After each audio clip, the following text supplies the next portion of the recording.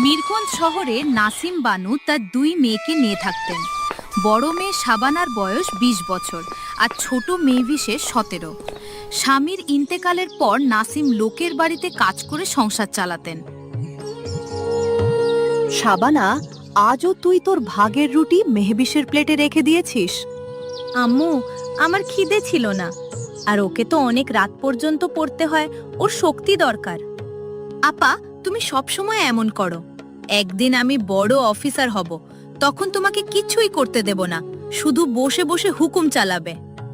আগে পড়াশোনাটা শেষ কর অফিসার সাহেবা, হুকুম পরে চালাস। হাসি মজা তো চলতই, কিন্তু নাসিমের বুকের ভেতর একটা কাঁটা সব সময় খচখচ করত।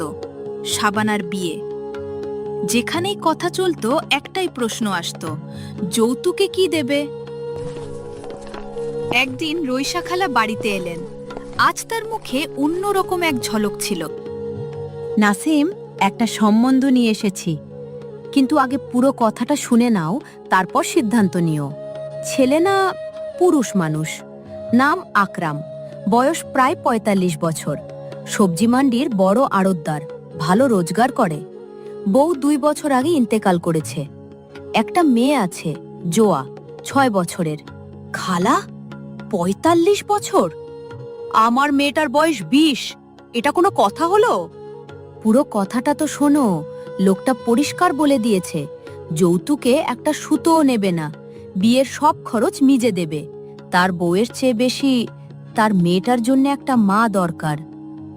মেয়েটা যেদিন থেকে মাকে হারিয়েছে, কারো সাথে কথা বলাই ছেড়ে দিয়েছে।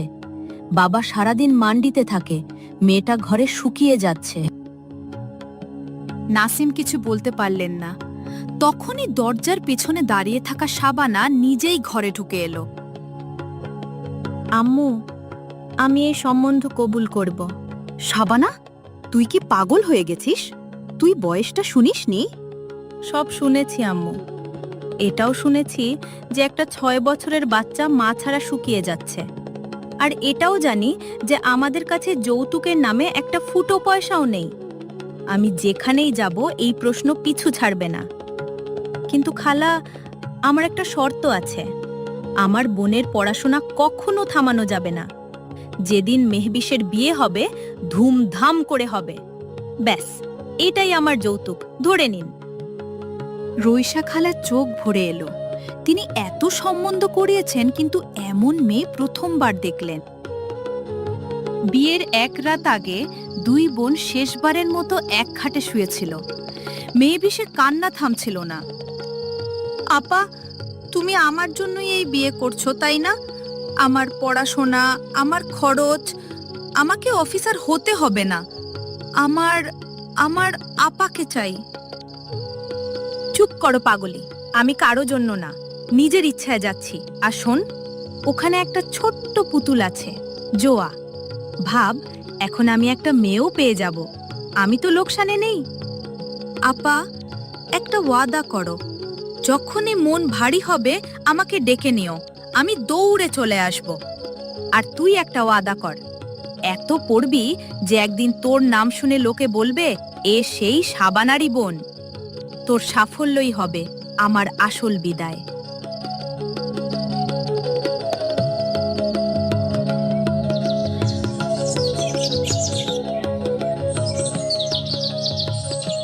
পরের দিন সাদামাটাভাবে নিকা হয়ে গেল। আকরামের বাড়ি বড় ছিল। সেই বাড়িতেই তার বড় ভাই সলিম, ভাবি কাউসার আর তাদের ১৯ বছরের ছেলে নাদিমও থাকত। ২ বছর ধরে সংসারের কর্ত্রী ছিল কাউসার। জুয়াও তার জিম্মায় ছিল, আর আকরামের রোজগারের হিসাবও। প্রথম রাতেই আকরাম শাবানার সাথে সোজাসুজি কথা বলল। শাবানা, আমি তোমাকে মিথ্যা ওয়াদা করব না। আমি বয়সে তোমার চেয়ে অনেক বড়, এটা সত্যি। আমি শুধু এটুকুই চাই যে আমার জোয়া আবার হাসতে শিখুক। যেদিন ওই বাচ্চাটা তোমাকে আপন মেনে নেবে, বুঝে নিও তুমি আমার ওপর অনেক বড় উপকার করেছ। উপকার না, ও আজ থেকে আমার দায়িত্ব। শুধু আপনি আমাকে একটু সময় দিন। বাচ্চাদের মন জিততে হয়, কিনতে হয় না।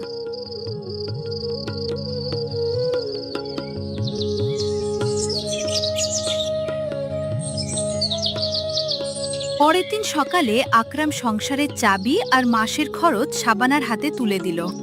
ভাবি, এতদিন আপনি অনেক সামলেছেন, আপনাকে ধন্যবাদ। কিন্তু এখন থেকে সংসারের কর্ত্রী শাবানা। জোয়া আর সংসার দুটোর দায়িত্বই এখন ওর। হ্যাঁ হ্যাঁ, কেন নয়? সংসার তোমার, বউ তোমার, আমি তো পরই ছিলাম। মুখে হাসি ছিল, কিন্তু ভেতরে আগুন জ্বলে গিয়েছিল। 2 বছরের রাজত্ব একদিনে ছিনিয়ে নেওয়া হয়েছিল। কাউসার সেদিনই পণ করল, এই নতুন বউকে এখানে টিকতে দেবে না।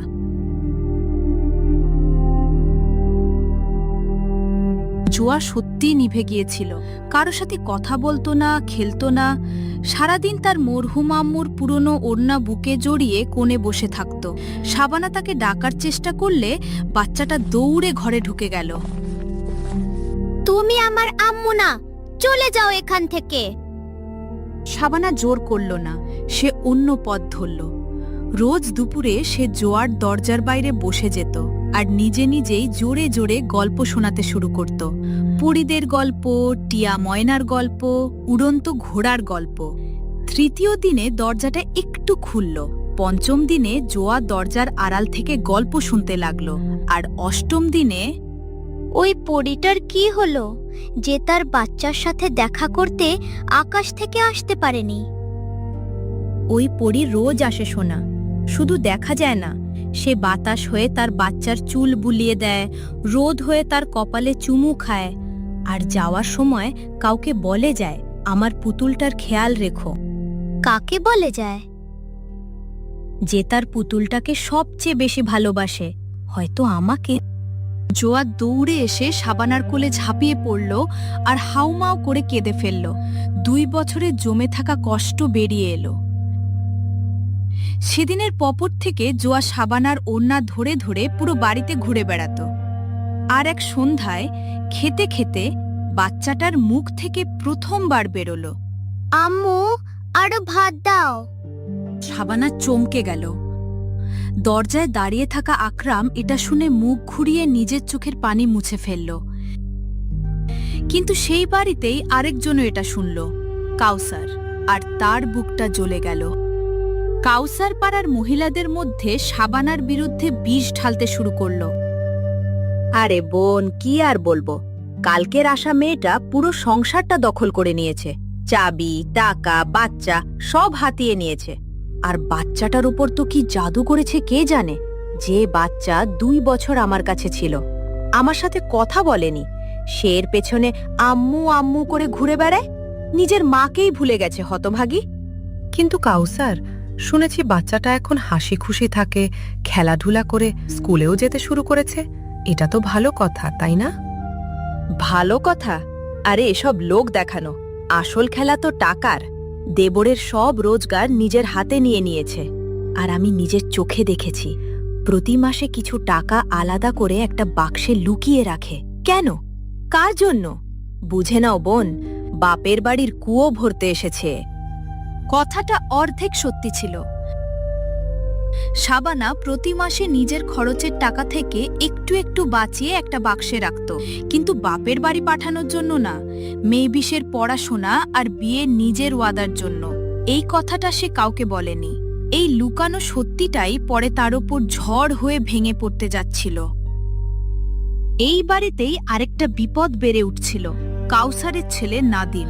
পড়াশোনা সে কবেই ছেড়ে দিয়েছে। সারাদিন মোবাইল, বন্ধু আড্ডা আর জুয়ার নেশা। মায়ের কাছ থেকে লুকিয়ে টাকা চাইত, আর কাউসার চোখ বন্ধ করে দিয়ে দিত, আম্মু 2000 টাকা লাগবে, বন্ধুর সাথে জরুরি কাজ আছে। গত সপ্তাহেই তো দিলুম, এখন কোথা থেকে আনবো? সব টাকা তো এখন ওই মহারানীর হাতে। তাহলে ওর কাছ থেকেই নাও না। চাচার রোজগারে কি ওর একার অধিকার নাকি? ওর কাছে চাইলে হিসাব চাইবে। তুই চিন্তা করিস না, এই চাবিও ফিরে আসবে। তাকাও, শুধু একটু সবর কর। কিন্তু নাদিমের সবর কোথায়? জুয়ায় তার ওপর বন্ধুদের ধার চেপে গিয়েছিল, পুরো 30,000 টাকার। আর ধার দেওয়া লোকগুলো এখন হুমকি দিতে শুরু করেছিল। বাড়ির সবচেয়ে বড় আলমারিতে একটা ছোট সিন্দুক রাখা ছিল, আকরামের মরহুম প্রথম স্ত্রীর গয়না। আকরাম সবার সামনে বলেছিল এই গয়না জোয়ার আমানত, ওর বিয়েতে ওকে দেওয়া হবে। এক দুপুরে যখন শাবানা জুয়াকে স্কুল থেকে আনতে গিয়েছিল আর বাড়ি প্রায় খালি ছিল, আলমারি খুলল, সিন্দুক খালি হলো, আর সোনার 3টা চুড়ি আর একটা হাড় গায়েব হয়ে গেল। 2 দিন পর কাউসার পুরো বাড়িতে তুফান তুলল। হায় আল্লাহ, গয়না! জোয়ার আমানতের গয়না গায়েব। বাড়িতে চোর ঢুকেছে, নাকি বাড়ির ভেতরেই চোর বসে আছে? কি বলছো ভাবি? ভালো করে দেখেছো? ওই গয়না তো 100 বার দেখেছি। আর শোনো দেবরজি, চোর বাইরে থেকে আসেনি। আমি মাসের পর মাস দেখছি তোমার বউ চুপি চুপি একটা বাক্সে কিছু লুকিয়ে রাখে। সবার সামনে ওই বাক্স খোলাও, দুধের দুধ আর পানির পানি হয়ে যাবে। ভাবি, আপনি সব কি বলছেন? আমি গয়নায় হাতও দিইনি। তাহলে বাক্স খুলতে ভয় পাচ্ছিস কেন? খোল, সবার সামনে খোল। পুরো বাড়ি উঠোনে জড়ো হয়ে গেল। সলিম, নাদিম, কাউসার, আকরাম আর ভয়ে জড়সড় জোয়া। শাবানা কাপা কাপা হাতে বাক্স খুলল। গয়না তো বেরোলো না, কিন্তু বেরোলো ঝুনুনে গুনে জমানো 11,000 টাকা। এই যে সবাই দেখে নাও, এই টাকা কোথা থেকে এলো? মাসের খরচ তো সংসারেই লাগে। এই 11,000 আকাশ থেকে পড়ল? নিশ্চয়ই গয়না বেচে টাকা বানাচ্ছিল। বাকিটা আগেই বাপের বাড়ি পাঠিয়ে দিয়েছে। আমি প্রথম দিন থেকেই বলছিলাম, গরিব ঘরের মেয়ে লোভী স্বভাবের। শাবানার উপর যেন আকাশ ভেঙে পড়ল। সে সাফাই দিতে চাইছিল যে এই টাকা তার বোনের আমানত, তার নিজের ভাগে সঞ্চয়, কিন্তু অপমানে তার গলা বন্ধ হয়ে গেল। সে শুধু একবার আকরামের দিকে তাকালো, আর আকরামের চোখে সে সেই জিনিসটা দেখল যেটা তাকে ভেতর থেকে ভেঙে দিল। এই টাকা কোথা থেকে এলো শাবানা?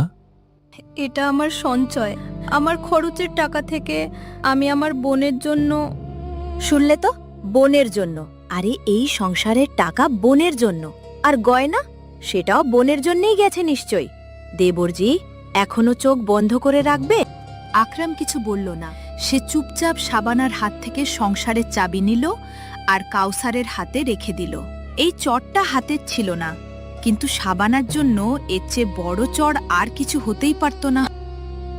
সেই রাতে শাবানা নিজের ঘরে দেয়ালে হেলান দিয়ে ঘন্টার পর ঘন্টা কাঁদল। বাইরে বারান্দায় আকরাম এপাশ ওপাশ করছিল।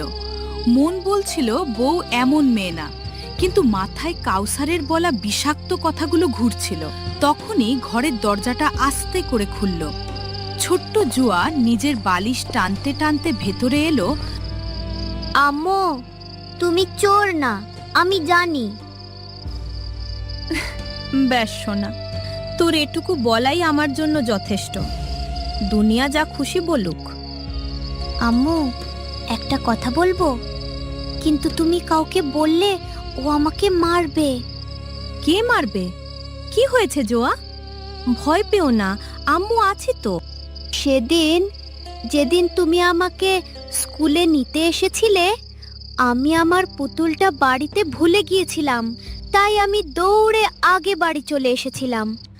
আমি দেখেছিলাম নাদিম ভাইজান বড় আলমারি খুলে আম্মু সিন্ধুকে হাত ঢুকাচ্ছিল। আমাকে দেখে বলল, কাউকে বললে পা ভেঙে দেব। আমি ভয় পেয়ে গিয়েছিলাম আম্মু। শাবানার মাথা ঝিমঝিম করে উঠল। তাহলে এই ব্যাপার। কিন্তু সে এটাও জানতো একটা 6 বছরের বাচ্চার সাক্ষী কাউসার 1 মিনিটেই মিথ্যা প্রমাণ করে দেবে। বলবে নতুন আম্মু বাচ্চাকে মুখস্থ করিয়ে পাঠিয়েছে। প্রমাণ দরকার ছিল, পাকা প্রমাণ। তুই অনেক সাহসের কাজ করেছিস আমার সোনা।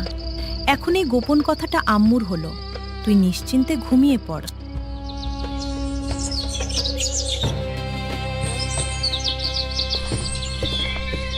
পরের দিন সকালে শাবানা সোজা বাজারে পৌঁছালো হাজি রাজ্জাকের দোকানে।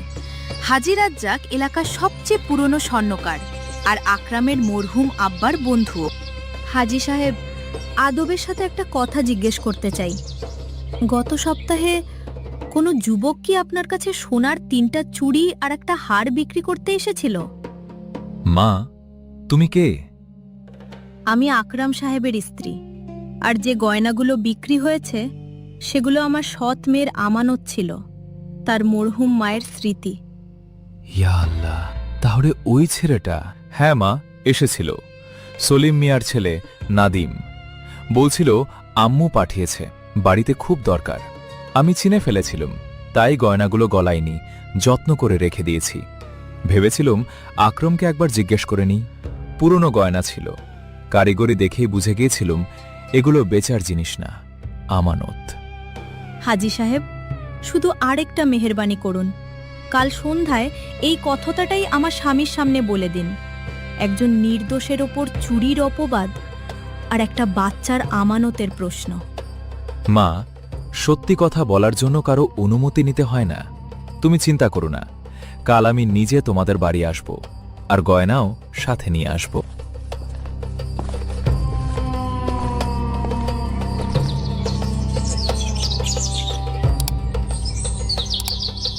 পরের দিন সন্ধ্যায় আকরাম মান্ডি থেকে ফিরে দেখল বৈঠকখানায় হাজি রাজ্জাক বসে আছেন, আর তার সামনে টেবিলে একটা পুটলি রাখা। পুরো বাড়ি জড়ো হয়ে গেল। হাজি সাহেব পুটলিটা খুললেন। সেই 3টা চুড়ি, সেই হার। হাজি সাহেব, এই গয়না আপনার কাছে কিভাবে? এটাই বলতে এসেছি আকরাম মিয়া। গত বৃহস্পতিবার এই গয়নাগুলো আমার দোকানে বিক্রি করা হয়েছে, আর বিক্রি করা লোকটা কোনো বাইরের চোর ছিল না, তোমার নিজের বাড়ির ছেলে ছিল, নাদিম। বলছিল আম্মু পাঠিয়েছে। ঘরে নীরবতা নেমে এলো। কাউসারের মুখ সাদা হয়ে গেল। নাদিম, হাজি সাহেব মিথ্যা বলছেন, বল। চাচা, চাচা মাফ করে দাও। জুয়ায় ধার চেপে গিয়েছিল। ওরা জানে মেরে ফেলার হুমকি দিচ্ছিল। আমি আর কোনো পথ পাইনি। আম্মুকেও আমি পরে বলেছিলাম। পরে বলেছিলি মানে? ভাবি, আপনি সব জানতেন? আপনি জানতেন চোর আপনার নিজের ছেলে, আর আপনি ভরা উঠোনে আমার বউয়ের বাক্স খোলালেন, তার উপর চুরির অপবাদ দিলেন, এসব জেনেও? আমি নিজের ছেলেকে কিভাবে ধরিয়ে দিতাম? ভেবেছিলাম ব্যাপারটা চাপা পড়ে যাবে, আর ওই বাক্সের টাকাও তো বেরিয়েছিল। ভাবলাম এর ওপরই চাপিয়ে দিলে। তাহলে একজন নির্দোষের সম্মানের বিনিময়ে নিজের ছেলের অপরাধ ঢেকে দেব, এটাই ভেবেছিলেন আপনি? আর ওই টাকা, যেটা নিয়ে আপনি আমার বউকে সবার সামনে অপমান করলেন? কেউ কিছু বলার আগেই ছোট্ট জোয়া দৌড়ে ভেতর থেকে একটা জিনিস নিয়ে এলো। শাবানা সেই বাক্সটা আর নিজের আব্বুর সামনে রেখে দিল। আব্বু, আম্মুর টাকা ফেরত দিয়ে দাও। এটা আম্মু তার বোনের জন্য জমিয়েছে। আম্মু রোজ বলে, আমি আমার বোনকে ওয়াদা করেছি তাকে অফিসার বানাবো, তার বিয়ে ধুমধাম করে দেব।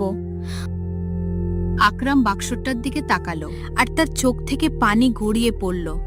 যে মেয়েটা যৌতুক ছাড়া তার সংসার সাজিয়েছে, তার বাচ্চাকে জীবন দিয়েছে, সে নিজের জন্য একটা স্যান্ডেল কেনে না, আর সে তার হাত থেকে চাবি কেড়ে নিয়েছিল।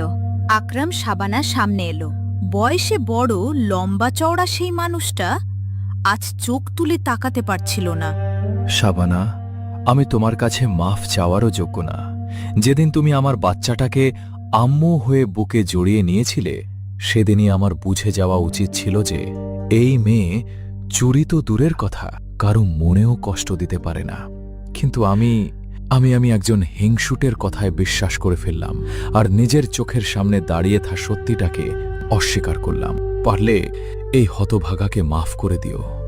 আপনি বড়, এভাবে কথা বলবেন না। অপবাদে আপবাদে আমার ততটা কষ্ট হয়নি। কষ্ট শুধু এক মুহূর্তের ছিল, যখন আপনার চোখে সন্দেহ দেখেছিলাম। কিন্তু আজ আপনার চোখে যে সত্যিটা দেখছি, সেটা ওই ক্ষতটা ভরে দিয়েছে। ভাইজান, আপনি আমার বাবার জায়গায়, আপনার উপর কোনো অভিযোগ নেই। কিন্তু ভাবি আর নাদিম আর এই বাড়িতে থাকবে না, যতদিন না নাদিম নিজের পায়ে দাঁড়িয়ে পরিশ্রমের রোজগার দিয়ে ধার আর গয়নার টাকা ফিরিয়ে দেয়, আর ভাবি সাচ্চা মনে নিজের ভুল স্বীকার করেন। না আকরাম, শাস্তি শুধু ওদের একার না, আমারও। আমি চোখ বন্ধ করে বসেছিলাম। আমরা 3জনই যাব, আর তোকে ওয়াদা দিলুম তোর এক একটা পয়সা ফেরত আসবে। আর আমার ছেলে মানুষ হয়ে ফিরবে। আমি তোর সাথে অনেক খারাপ করেছি, হিংসায় অন্ধ হয়ে গিয়েছিলাম। পারলে এই মুখপুরীকে মাফ করে দিস। ভাবি, আপনি বড়, শুধু এটুকু মনে রাখবেন, কোনো নারীর সংসার ভেঙে কোনো নারী কখনো সুখী হয় না। যান, আর যখন ফিরবেন তখন ভাবি না মা হয়ে ফিরবেন। এই বাড়ি আপনার পথ চেয়ে থাকবে।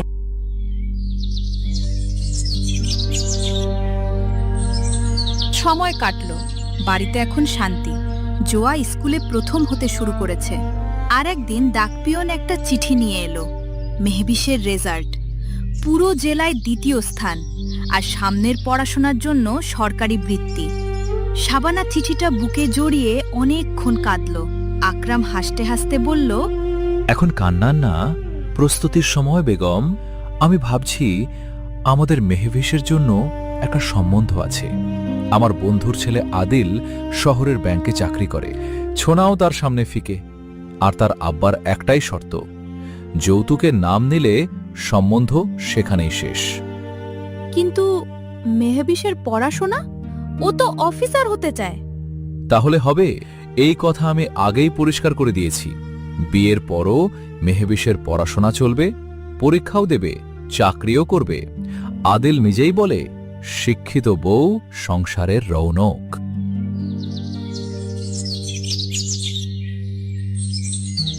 কয়েক মাস পর মেহবিশের নিকা আদিলের সাথে হয়ে গেল, ধুমধাম করে, বাজনা বাদ্য বাজিয়ে, ঠিক যেমনটা শাবানা বছর আগে তার বোনকে ওয়াদা করেছিল। সব খরচ আকরাম দিল, আর শাবানার সেই বাক্সটা 11,000 টাকার বিদায়ের দিন শাবানা নিজে তার বোনের হাতের তালুতে তুলে দিল। আপা, এটা কি? তোর আপার বছরের পর বছরের সঞ্চয় আর তার পূরণ করা ওয়াদা। এটা যত্ন করে রাখিস, টাকার জন্য না, এই বিশ্বাসের জন্য যে একটা বোন যখন কিছু পণ করে তখন উপরওয়ালাও তার সাথে থাকেন। আপা, তুমি নিজের ভাগের কাটা বেছে নিয়ে আমার পথে ফুল বিছিয়ে দিয়েছ। আমি অফিসার হয়ে দেখাবো, তোমার নামের ইউনিফর্ম পরব। বিদায়ের পর বাড়ির উঠোনে সন্ধ্যা নামছিল। জোয়া দৌড়ে এসে শাবানার কোলে বসে পড়ল। আম্মু, খালা তো চলে গেল, এখন তুমি মন খারাপ করো না, আমি আছি তো তোমার কাছে। আমার পুতুলটা যতদিন কাছে আছে তোর আম্মু মন খারাপ করতেই পারে না। জানো শাবানা, লোকে বলতো আমি বুড়ো বয়সে বিয়ে করে ভুল করেছি, কিন্তু সত্যিটা হলো আমি বউ না, এই সংসারের কিসমত বিয়ে করে এনেছিলাম। বন্ধুরা, এই গল্প থেকে আমরা 3টে শিক্ষা পাই। প্রথম, হিংসা মানুষকে দিয়ে এমন কাজ করিয়ে নেয় যা তার নিজের সংসারই পুড়িয়ে দেয়। দ্বিতীয়, কারো ওপর অপবাদ দেওয়ার আগে 1000 বার ভাবো, কারণ নির্দোষের দীর্ঘশ্বাস কখনো বৃথা যায় না। আর তৃতীয়, সম্পর্ক রক্তে না, মমতায় তৈরি হয়। যে বাচ্চাকে শাবানা জন্ম দেয়নি সেই বাচ্চাই তার সবচেয়ে বড় সাক্ষী আর সবচেয়ে বড় শক্তি হলো। উপরওয়ালা দেরি করেন কিন্তু অবিচার করেন না। এই গল্পটা যদি আপনার মন ছুঁয়ে যায় তাহলে ভিডিওটা লাইক করুন, আপনজনদের সাথে শেয়ার করুন, আর এমনই সত্যিকারের আবেগভরা গল্পের জন্য চ্যানেলটা সাবস্ক্রাইব করতে ভুলবেন না। দেখা হবে পরের গল্পে।